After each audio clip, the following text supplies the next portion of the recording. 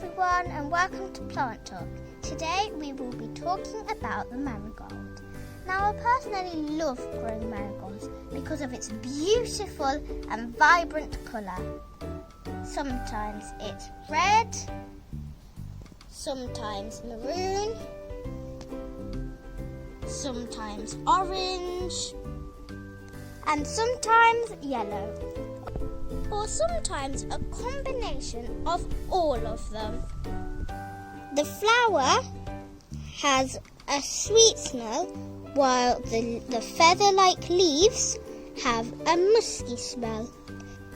I love the smell, but pests like rodents do not like it, so the marigold plant acts as a deterrent. They are also food for bees and other pollinators. Speaking of pollinators, bees are very important for the environment and I have just spotted them. I am happy to see them.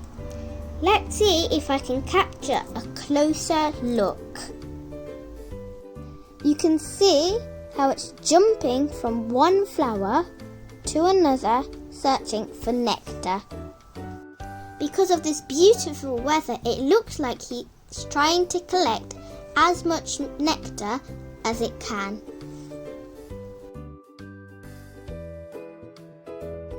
Here is a close-up of how it gathers the nectar. Going back to what I wanted to say, my plant is about 6 inches tall, while other varieties could be taller than this. Marigolds could be planted with vegetables like tomatoes and potatoes, but they should never be kept near legumes, which are nitrogen fixers, which release nitrogen into the soil like peas and beans. I did not know this, but some marigold petals are edible, but please check before you try eating these.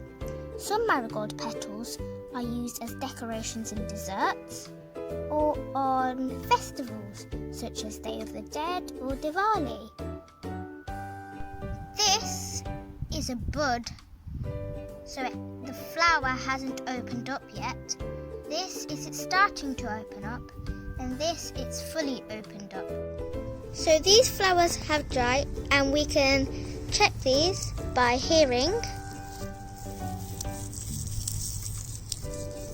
the rustling sound.